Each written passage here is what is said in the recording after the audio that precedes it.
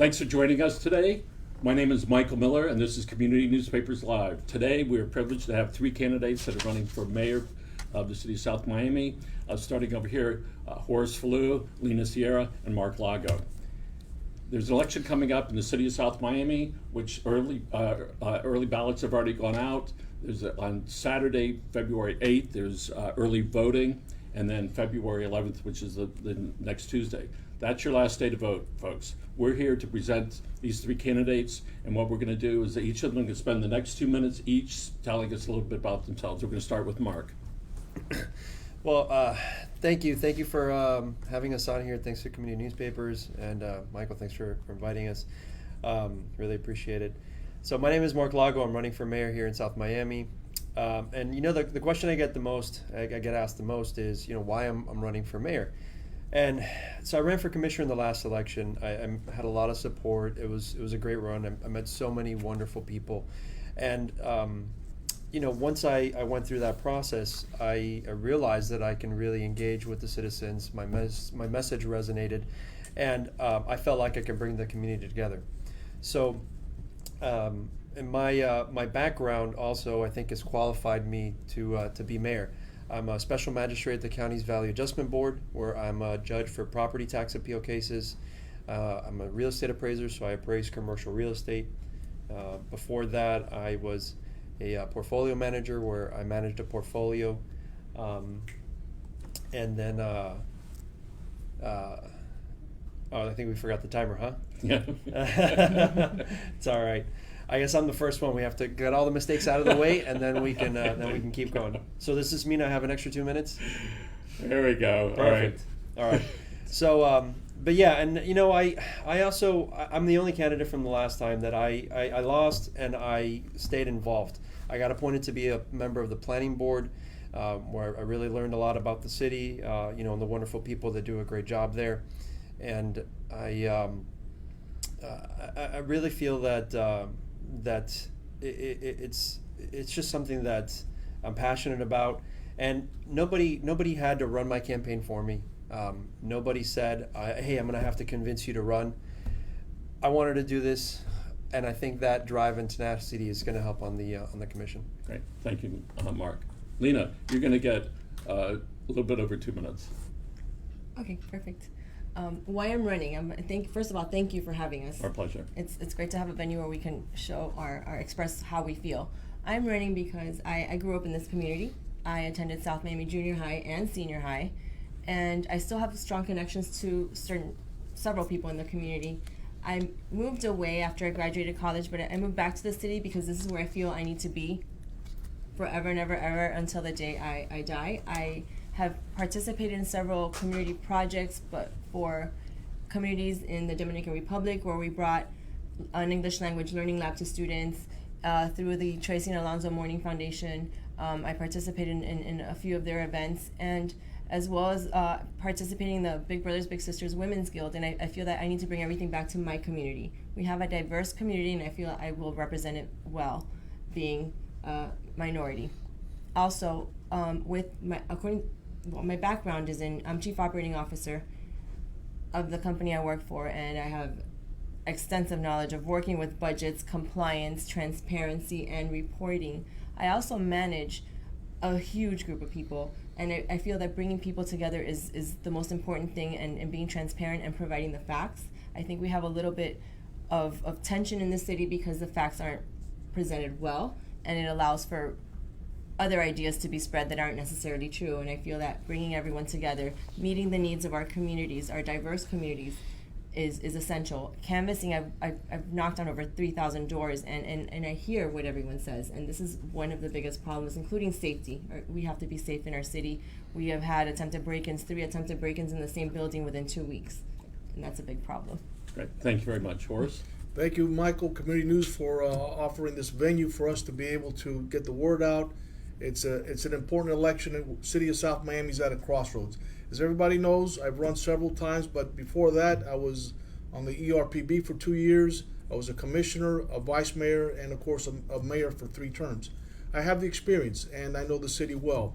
My passion right now is to keep South Miami safe and and the way it is a city of pleasant living for other generations. As many of you know, that there's been this current administration has had a push for spot zoning and the sale of our iconic city hall, and I've been really the only candidate that has spoken out numerous times at commission meetings throughout the years to put an end to the or to the sale of city hall for pennies on the dollar. By the way, it's our iconic building. It represents us as a people, and if sold, we will be reduced to simply an occupant in a huge building, and we don't need the traffic. There's a lot of people that wave the green flag, that they're saying they're green, but in reality they are not. They're allowing more concrete, more traffic, and more pollution to enter our city, and somebody's got to put the brakes. And I have a proven track record of never allowing spot zoning nor the sale of City Hall to any developer, and certainly you've seen how developers have had their way with our city. Thank you. Thank you very much. Now, folks, we have in here, there's one question in each of these envelopes. No one has seen these except for me, and we agreed ahead of time we were going to start with Horace. You could pick whatever envelope you like, and then I'm going to read it. Let me close my eyes. And then you'll have 2 minutes to answer it. I'll close my eyes here. All right. Okay. All right. All right. Let's see. And then I'm going to read it. You're going to read it? I'm going to read it. What? Okay. All right. Yes. Is that a softball? Is that going to be a Can the editor- softball or a hardball? I don't know. Tiny. Yeah, This one's a very short one. The editors need to put Boy. a drum roll in. Yes. Are you saving Okay. paper there? Oh, if you were elected mayor, what would your ideal day look like?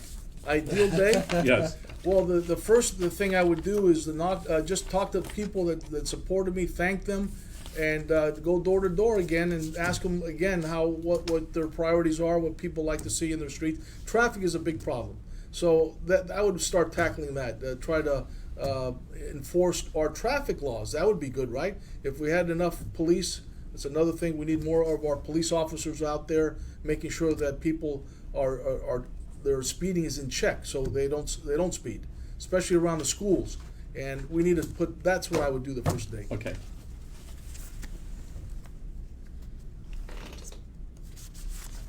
I'll let you open it. Okay, thank you. And the answer is, why all these short questions? Okay. One of the ways to help each part of the city represented in City Hall is to create single-member districts, where residents of each part of the city would be in a district and could vote for somebody that lives there. What are your thoughts about that? I absolutely agree with single-member districts. I feel we should have 4 districts, and the mayor covering the entire city.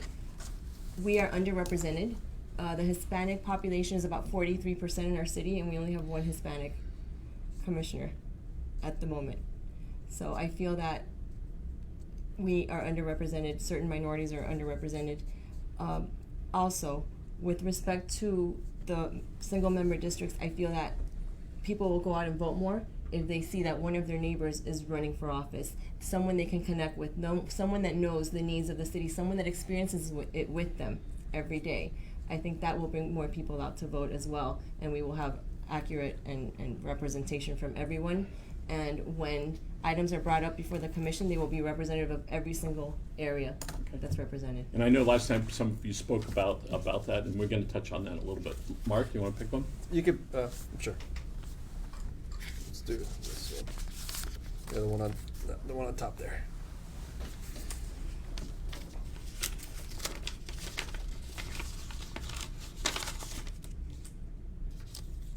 And the answer is, in August of 2018, the city of South Miami and Medellin, Colombia became sister cities. What does that mean to us and to them? So, first I need to start off by thanking Josh and the commission because they've done an outstanding job in putting together that program. Just recently they had the President Duque of Colombia come into South Miami, which I believe is the first time a president has visited South Miami. They just recently put in an art sculpture garden at Dante Fiscal Park, so I think they've done an outstanding job. But what it means to the city is that now they can have an exchange of ideas. They can collaborate with a very innovative city in South America that has had an incredible transformation story. Hearing the commissioner speak about the transformation story in Colombia, I've learned that they've done an outstanding job over the last 10 years in growing. I believe the it was either the New York Times or Wall Street Journal, I forget which publication, said that they went from murder capital to the most innovative city in the world in a matter of 10 or 15 years. So I believe that we can learn a lot from that Sister City program. Like I said, we can exchange ideas, and we can just open up mutual dialogue and get a fresh perspective on governing and policies that are working in other countries. Right. Do you speak Spanish? I do speak Spanish, not very well because I think in English and then I have to translate it. But yes, I speak. And your family's heritage is what? Cuban. Yeah, my parents are Cuban. They And Lina? My parents are Cuban. I'm fluent in both Spanish and English. So this would be a great opportunity, think a it would. great opportunity to look at this. This is a piece that was put out by a PAC, and I challenged the guy who wrote this to come and talk to us, all right? And to come out of the closet and let's see you face to face and justify doing this. One of the things that we noticed on here, all right, is these are 3 Hispanics that are here. The only 2 that aren't not on here is Sally Phillips and Bruce Baldwin. You never know what's up people's sleeves, why this occurred, all right? The reality is that you're right. This is a town of 43% Hispanics. There's 1 out of 5 that are over there. And a year ago or so, we did a story that appeared on the front page when Commissioner Bob Welch called the Girl Scouts down the street from here too white, right? And we said, you are absolutely correct. And the term white, I think most Hispanics look white, but he was really referring to Anglos, all right? That's right, that commission is too white. There need to be other people up there from a diverse background. So I challenged this guy, whoever wrote this, whoever participated in this, to come forth. And I might add that somebody wrote here, we can't afford an inexperienced mayor. Well, guess what? All right? There's only one person that has an experienced mayor, and I'm not supporting Horace in this, but you got it wrong again, all right? Because the person that benefits the most from this is Sally Phillips. Now, she denies everything that's in here, but she also says that it is true. To give you an idea. Well, I would like to. Can I add something absolutely. to that? Because I believe the people that put that out, you got to remember, they came in and they served as mayor first without having any experience in the city. So it's very disingenuous to say, well, your voting record and experience and well, wait a second. What about all of the experience that we all bring? I'm not just going to single myself out. We all have a lot of experience.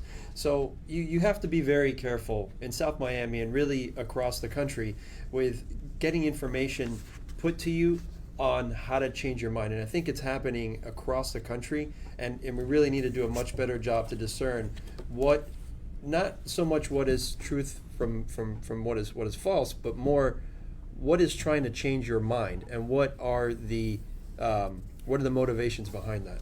I'd like to add something real quick. Yes. I'm sorry, and I feel it's quite insulting to our residents and our voters who are smart people. They're able to make their own decision, and this is not the first piece that has gone out by that group. And I feel that trying to sway an election one way or another without allowing people to make their own, use their own thoughts and experiences and possibly call the other candidates is not fair.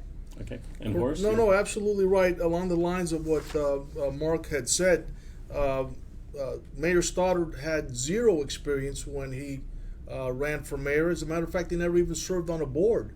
So it's very disingenuous, and it's just a bunch of lies by desperate people. Desperate people do desperate things. Now, I have here a waiver of report from our city. This was right out of the city website that shows a PAC that supports this current regime and their sidekicks that they want to see elected.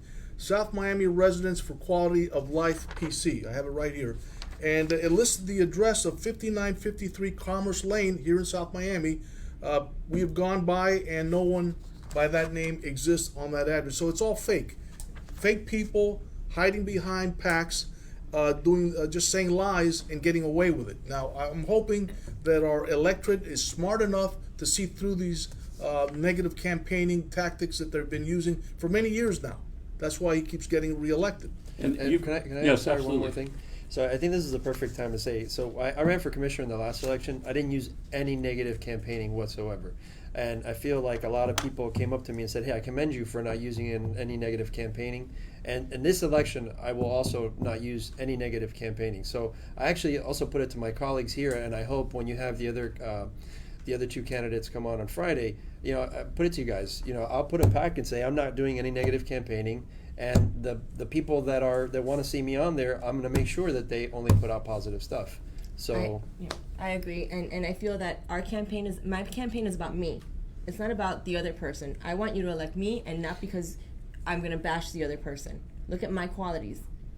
yeah, Correct. Bet And me for the position. I'm on the same boat. My track record speaks for itself. Look at my voting record.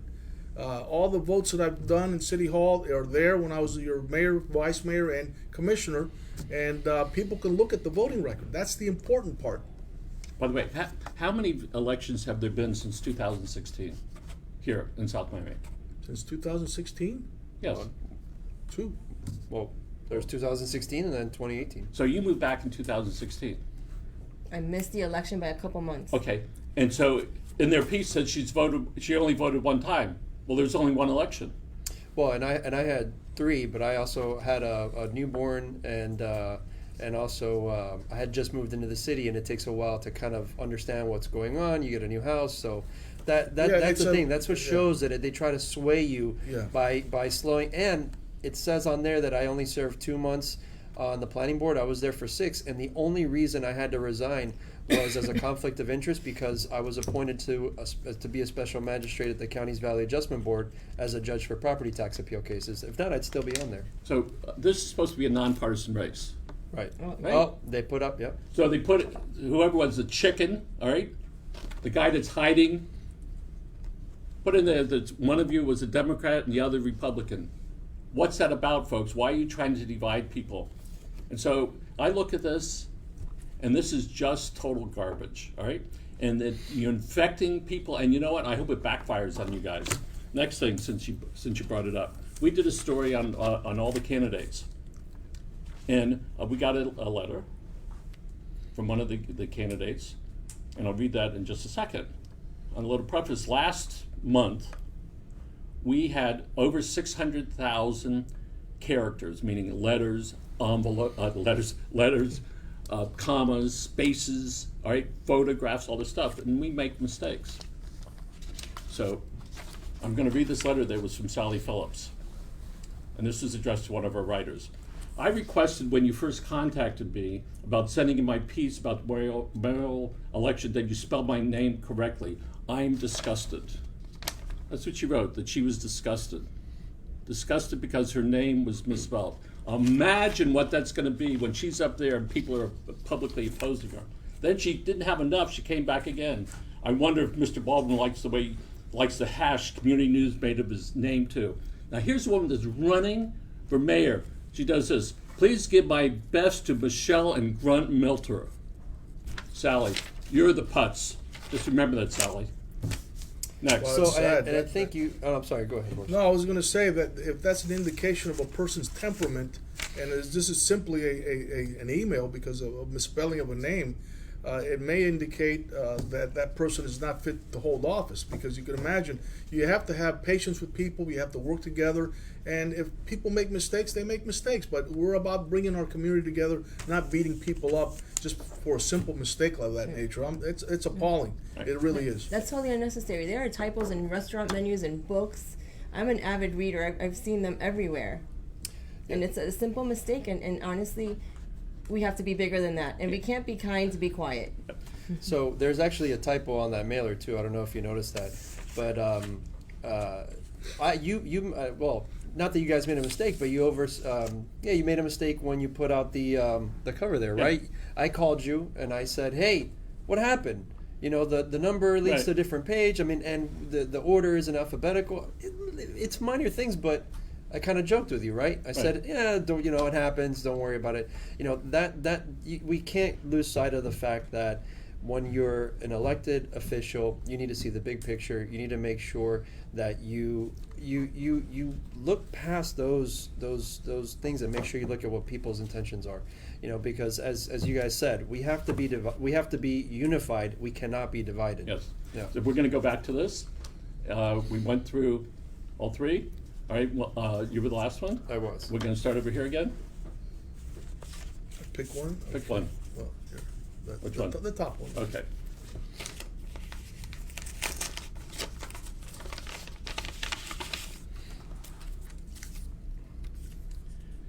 Would you rather have taller buildings in an appropriate area with more green space, or shorter buildings with minimal green space? Well, I like shorter buildings with more green space. So I know that it's a trick question. None of the above. Good answer. That wasn't one of the choices. Yeah, I know it wasn't, but the fact is that taller buildings, as you know, concrete, the manufacturing of concrete is one of the largest contributors of CO2 in our planet. And now, the more concrete, the more CO2, and the higher the density, the more demand for electricity. And the more demand for electricity, people beat up on FP&L because they have to build another power plant. Well, guess what? You're creating that need.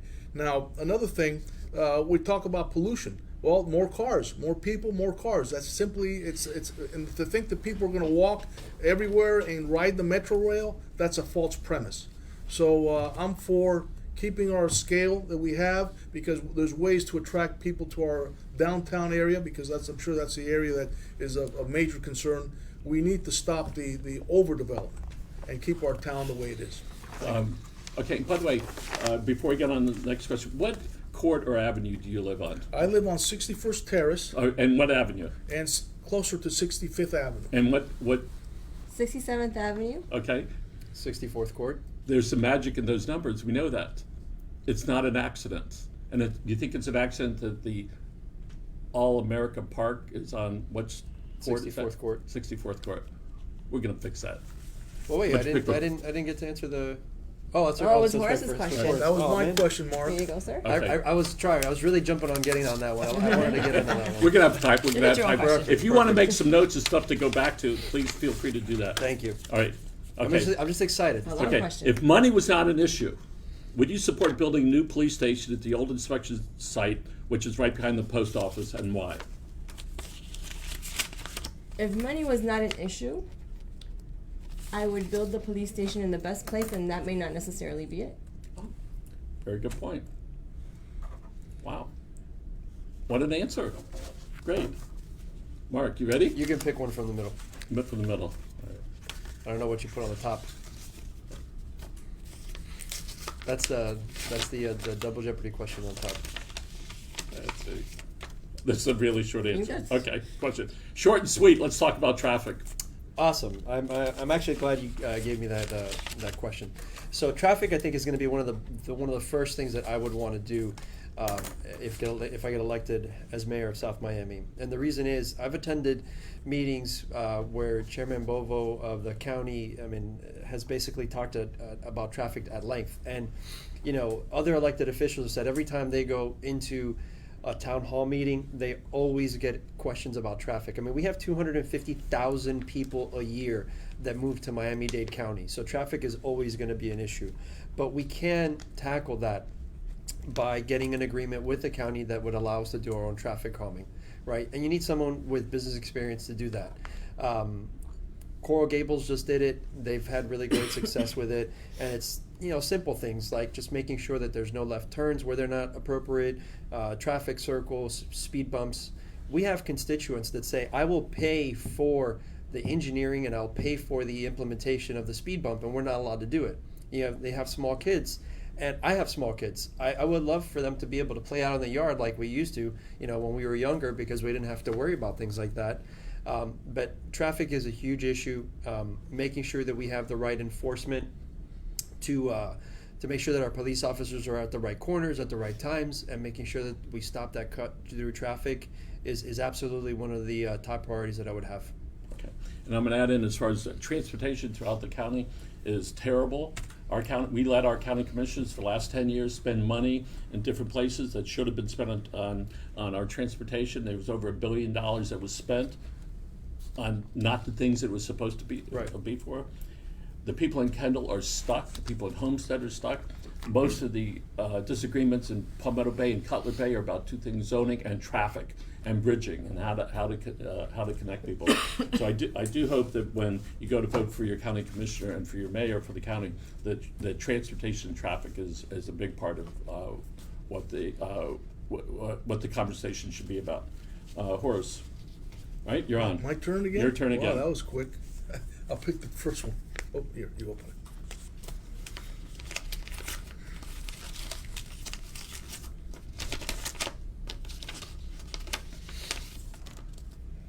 Big one here.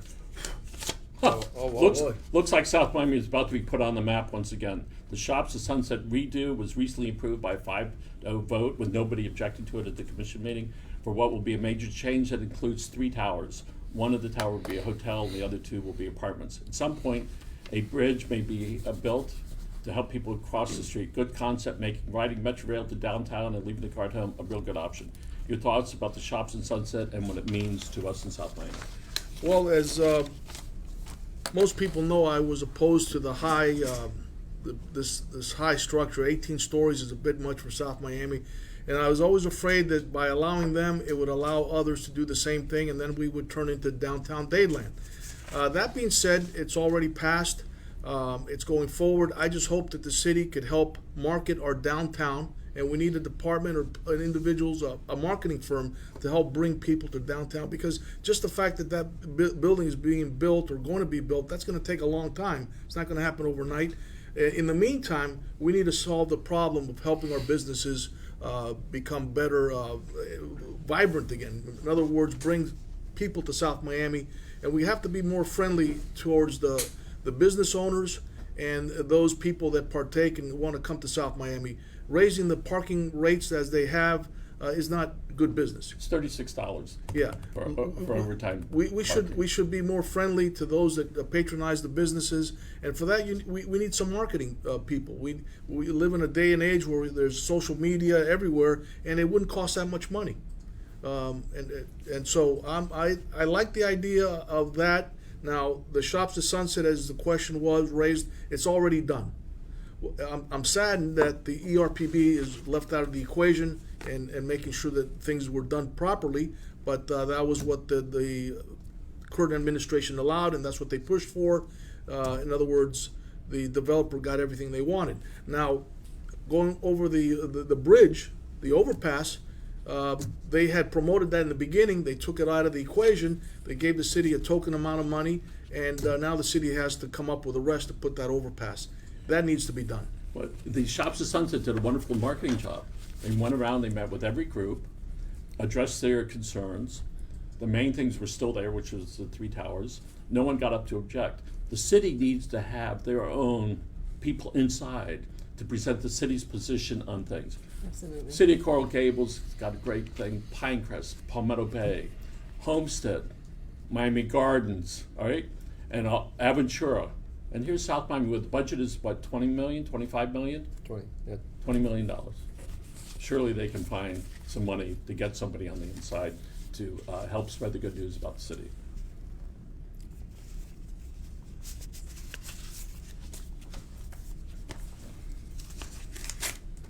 And the answer is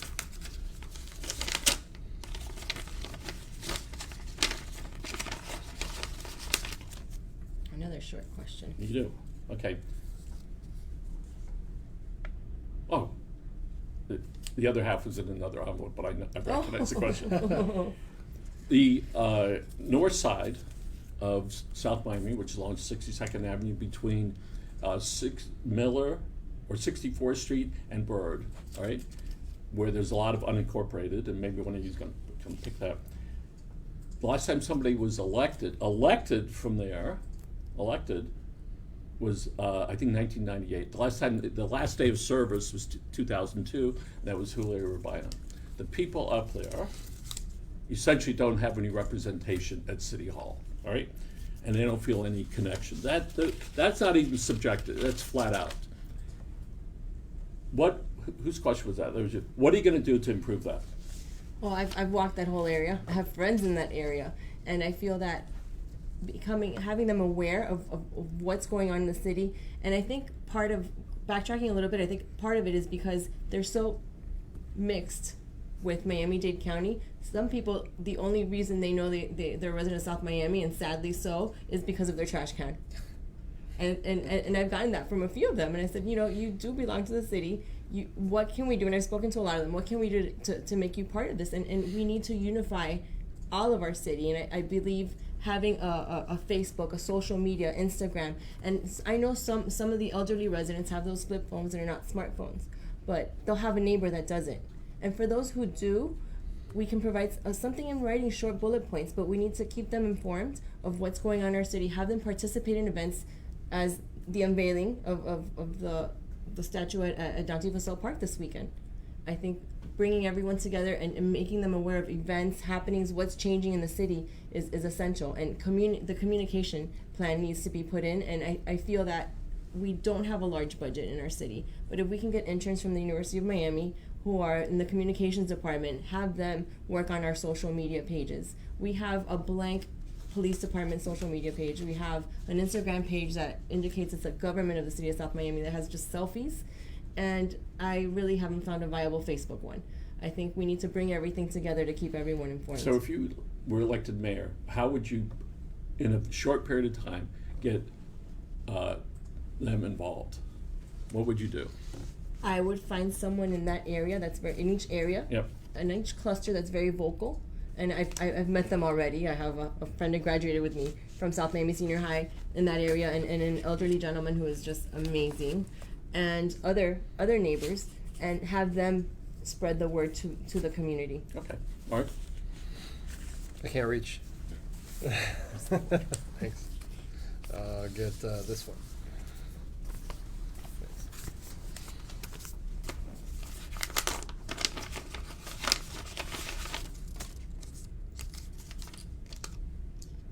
If you could spend an hour with anyone, whether they're alive or dead, who would that be and why? That's a really good question. So what? An hour with anybody? You know what? Probably Winston Churchill. Yeah, Winston Churchill, because every time I hear about him, every time I read about him, the movies that have come out of it, it seems like it's actually a toss-up between him and Teddy Roosevelt. Because some of the so in preparing to run for mayor, I started hearing speeches of these great speeches that people would put on, and just hearing some of the ideas and the thought process and the things that were going on at the time when those two gentlemen were alive really is like a base for all of the success that we have now, right? Yeah, I think it'd have to be a tie between Teddy Roosevelt and Winston Churchill. Okay. We're going to go into an open discussion, all right? So we have a lot of questions. The one thing that I would like to bring up is the north end of South Miami. The green is South Miami, all right? And the white is unincorporated Dade County. There are actually homes right over here. There's 3 in a row here that is surrounded by county, and then 3 homes over that is another city. This is one of the reasons they don't feel connected. Exactly. Because the city, all right, is not consistent up there. It's hard to get somebody who says, gee, I'm the guy on the block that's in the city, right? Yeah. So what, if anything, would you like to, let's open discussion. We'll start with Horace. What would you like to do about this, if anything? Well, first of all, it's not economically feasible for the county nor the city, especially the county. Now, the city, what's happening is that, and this has been an ongoing problem for all administrations in the past, the county has been reluctant to relinquish control. Now, a vote has to be taken by these individuals, and the county should allow it. The thing is that a lot of them are putting their trash out, those that don't live in the city, out to where the city part is, and we have to pick up their trash. In addition to that, there's the police issue. We're actually closer. So it doesn't make sense for them to be in the county. We ought to work with the county to see how they can incorporate that area, those pockets of unincorporated Dade. they opted out somehow in the past. They were allowed to, but I think there should be a little bit more leadership on the county to help the city unite and put everybody together as part of our city, Okay. so that we square off our boundaries. Okay, and let's talk about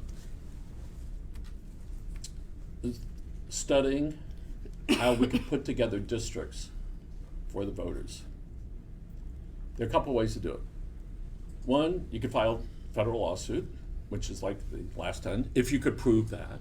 It takes a year to 3 years. You could have petitions by voters, 600 to 1,000, I think, voters would need that. Or the commission could bring it forth. So if I can grab that one. So if there's one thing that we all have in common is that we're running for mayor. There was nothing stopping us or anyone else in the city from running for mayor. The qualification is you have to raise $240, and that's it. So there's nothing stopping anybody from any single one of these different areas from running and trying to represent their section, right? And so I said this last night, the drawback with single member districts, and not that it's a reason to vote against it, but something that you have to be cognizant of. If there are 4 districts and the mayor is at large, you have to have a minimum of 10 people, 2 from the North District, 2 from the South, 2 from wherever the other districts are drawn. And so then when it comes down to vote, 100 or 150 people are going to elect their commissioner, right? And that's perfectly fine if we understand that those are the limitations, because there's nothing more that I want people to be represented. I want their voice to be heard. I mean, I am engaged because I want to be a voice for the citizens and I want to bring people together, right? So we just have to make sure that we don't have a negative unintended consequence where we legislate a problem, right? Because if we say you have to be in this area, well, what are the qualifications of the person from that area that are going to run? Are they qualified to serve? You know, so we just have to make sure that we take these things into account, Yeah. because there's no, and I just want to be clear. I'm not saying I'm against it, because I think it's a great idea. The more representation we have, the better.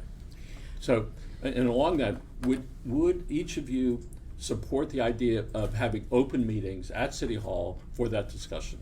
Yeah. Oh yeah, Of course. yeah, Right. Absolutely. and that's what's been missing for a long time. That we used to have charrettes when before anything would be changed or done, we'd have the input of the people to help those that live there, those that actually are impacted, and we don't see that anymore. Their voices are not heard. So here's one of the things that happens. We're going to get 17 to 21% more or less of the people going to vote. All right? That's part of the problem. Right. How do we get more people to come out to vote? How do you get people to register? What's going to drive them to the polls? And part of this is that we have this election next month. Yeah. Why don't we do it when more people, there's more reasons to go to the polls than to vote for the 1 or 2 people that are there. That is by design by this administration and the last one to control this election by being able to get elected. Yeah. And in this case, there are going to be 5 people running. Right. There was along those lines a commissioner that actually stated publicly that he did not want to see elections move to November because he would lose control. And that is a statement that's completely out of line. We want to be inclusive, not because one person wants control. And again, going back to the single member districts, I'm in favor of moving forward with it by a vote of the commission. I would put that up as an ordinance and hire the right people to make sure that the boundaries are done properly and fairly. We have commissioners that are not, I've seen in the past, that had no experience at all or weren't even qualified. And With respect to voter turnout, I feel that if we move to single member districts, people will go out and vote for their member of their district. We'll have a better turnout. And moving it to November is essential. But what's stopping February, them? Oh, sorry, go ahead. Sorry. A February election, I mean, we had holidays. It's not that I didn't canvass. I think the only days I didn't canvass were like Christmas Eve, Christmas Day, New Year's Eve, New Year's Day, because people did stay home. So but so many people do go away. People have family gatherings. You're knocking on a door. You're trying to meet the residents and the voters, and you're knocking on a door, and they're in the middle of a family gathering. And it's not right. I think it'll give more time to everyone to be known and time to have that special And time Mark, with then the we're going voters. to go on to But another question. my question though is that what stops people from what stops people from the north side I'm running. Well, I think one of the things is, you're right, they're disengaged. They don't feel like part of our city. But also, to raise money to run an election, it costs money. And when people are there's a small district, an area, you don't have to raise that much money. You can knock So on doors. it's a real conundrum. What do you do? Right. Why isn't there a Grassroots problem to get people on 63rd, 4th, or 5th Avenue to run? Why? Because their neighbor down the street. So to make this work, to get a higher turnout, to get people in different parts, they have to be these team leaders that are out there.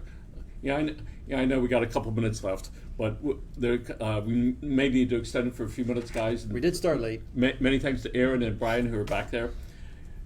It takes a village to make this work. That means that you have to have people that can go out, registered people to vote, tell them about the process, drag them down to City Hall, meet what a mayor looks like. All right? So here's a big question, open discussion. There's been a lot of talk about the 73rd Street Winn-Dixie property development. Are you familiar with the proposals that have been talked about? If so, what do you think about them, and how might that make South Miami a better place? We'll start with Bart. So the Winn-Dixie site is interesting because it's right in the center of our downtown, right? And the current lease is going to be expiring in a few years, and we want to make sure that we have a grocery store there.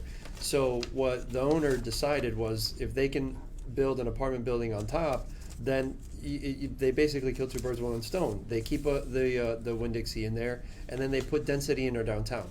That is literally the reason why our downtown is dying, is because there's no people that live there to go down and frequent the shops. And so it's a conundrum. Do you go up and increase density, and then you have more people in a downtown, or do you keep it 4, 5, or 6 stories and have less people in the downtown? It's a downtown.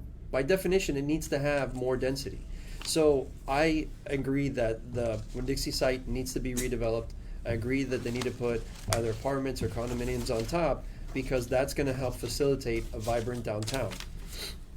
So if we could get on the next question, I have go a ahead. comment about. Okay. I attended the Sunshine meeting about the Winn-Dixie property, and there are some residents that do not care if there's a Winn-Dixie there or not. And the difference is that they're proposing an 8-story building. If there's a Winn-Dixie, it would have to be 3 stories taller, which would make it 11 stories. Mine and Towers is 8 stories. It's not far from there. And basically, how can we tell someone you can't have an 8-story building if we have one right there, right by it? And number 2, we need a grocery store. I shop at that grocery store. A lot of people shop at that grocery store. Like I mentioned before, I've canvassed and I've walked the city, and the residents that live in the area where the Winn-Dixie is currently have no problem with a taller building there. So we're going to get on the next thing, which is, what is your vision, and it's going to go to Horace, of Progress Road and Commerce Lane, which is right next to the US 1 and immediately north of Metro Rail Station? Well, I think everybody appreciates the small mom and pop businesses that have been there for many years, and that's what a part of South Miami. Now, they changed the zoning, so there's going to be probably, if owners get together and sell, or the old owners, people are going to be, business people are going to be putting properties together and making whatever is in demand, whatever is the highest and best use for that property.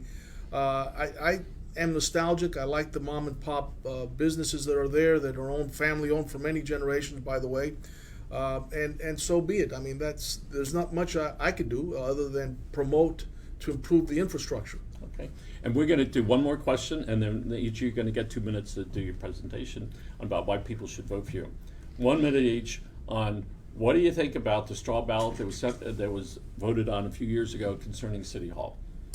Do you want to start? Yes. So, no, I think that the straw ballot was worded a little bit funny, let's just say, but I do agree that City Hall needs to be redeveloped. The Winn-Dixie site and the City Hall, as proposed, is like $2 million in revenue to the city. So it's important, and on top of that, this building is sick. We need a new police station.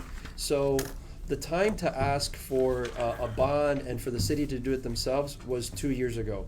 Now they're already under contract with the developer, and they have to negotiate in good faith. So I was actually all for making sure that we are trying to do it ourselves as a city, because I'm a certified general real estate appraiser. I have the absolute most experience in that field to make sure that we get the best net benefit out of that project for the city residents. Okay. And it's, all right, Lina, you're on. As for the straw ballot, I feel the wording may have been a little bit off, but for so many people voting, all those people can't be wrong. I don't remember the numbers exactly, but It was around 70%. yeah, 72. it was it was up there. As for the property, I feel that the public needs to be a little bit better informed of what the conditions are of the current city hall, so they understand and they can advocate for and make decisions. If you had a PR department, public information officer, you could have the facts, right? If only. Without all the emotion. Exactly. Horace? I've been the only candidate that have spoken out numerous times against the sale of our city hall. Mark, it's not sick. It's not a sick building. The city's owned. They paid for actually looking into mold and mildew or a river glade running underneath the city hall, and that's all false. It's all just the purpose to sell it for pennies on the dollar to developer friends. The ballot question again was misleading. There's not going to be any money for sewers. That anytime you give government money, it's going to be wasted on either lawyers or so-called consultants, and I've seen that happen. You don't give money to government because it's going to be misspent, and no commission can promise that those funds are going to be used in the right manner. Now, the City Hall is iconic. It's our identity. We're going to be reduced to occupants in a huge building. We could move our police station to the old inspection station that the city owns right by the post office, and it'll be a perfect police building there if we need more space. So to sell City Hall and throw the baby out with the bathwater and all that, it doesn't make sense for to pay for something, to buy something, or to sell something that'll just eliminate our sense of who we are. Okay. So wait, one more thing though, Yeah. since you, what's the current? How much is the city going to get right now in the current proposal for the sale of City Hall? No one knows. No, it's $25 million. What's the property worth? Well, probably double that. Did you get an appraisal? The city didn't get an appraisal. They got 3 appraisals. I saw them. Well, All right, gentlemen, let's talk about this next thing, and now I've forgotten thing. All right, which is Don't you want a little controversy? yes, I do. So I went to one of the commissioners and I said, you know what? Forget about moving City Hall. Why don't you move the police station over to the inspection station?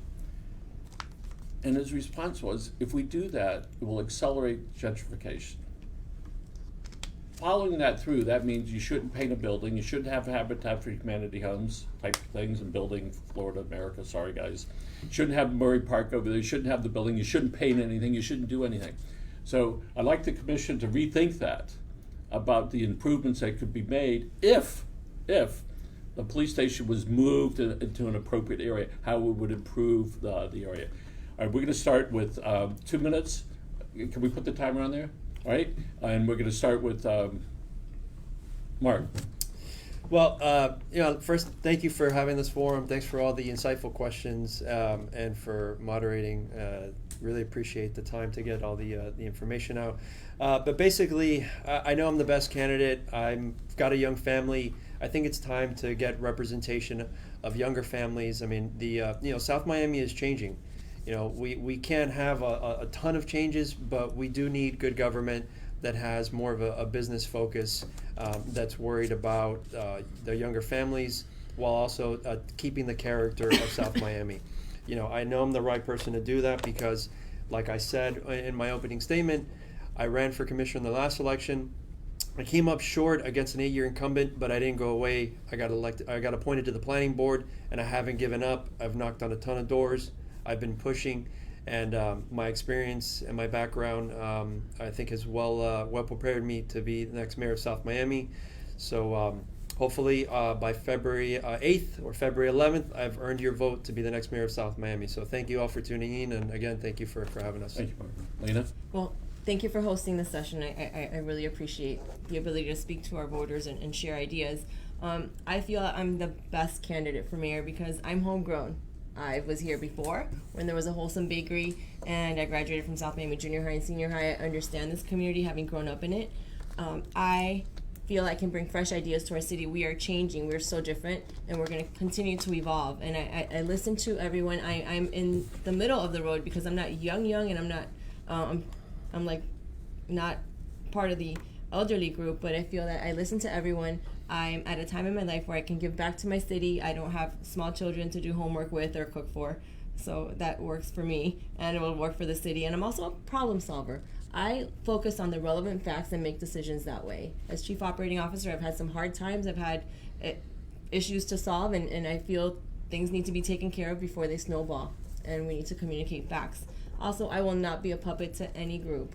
We need to do what's best for our community, and we need to represent our entire community. And that's what I hope to do, and I just ask for everyone's vote. Right, thank you.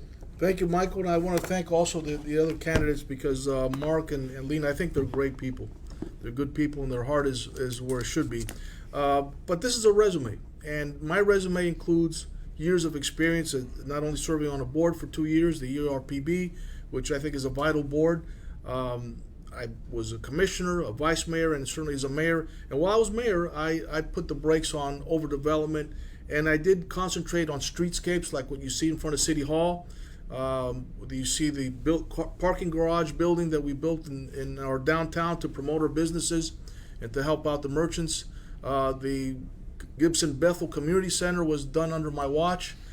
So I'm about improving what we have, and to improve what we have, streetscapes, lowering also our speed limits in our neighborhoods. That was one of the key elements of what we did to help slow down traffic, and that's what we need to focus on. I have the experience, mechanical engineer, a master's in education, and also a degree in biological sciences. I teach as an adjunct professor, and I know how to bring people together. I've done it in the past, and with your help, with the citizens' help, we can do it again in the future.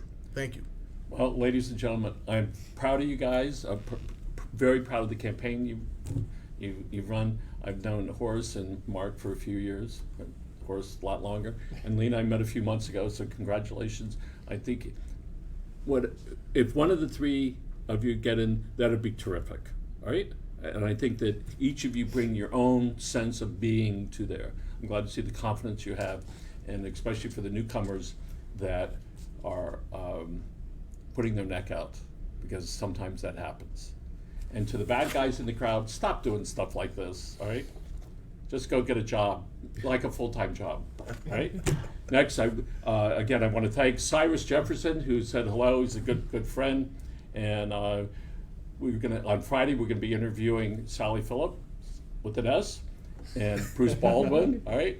And that'll be it for for the campaign for the mayors. We've already interviewed Josh Liebman and Levi Kelly.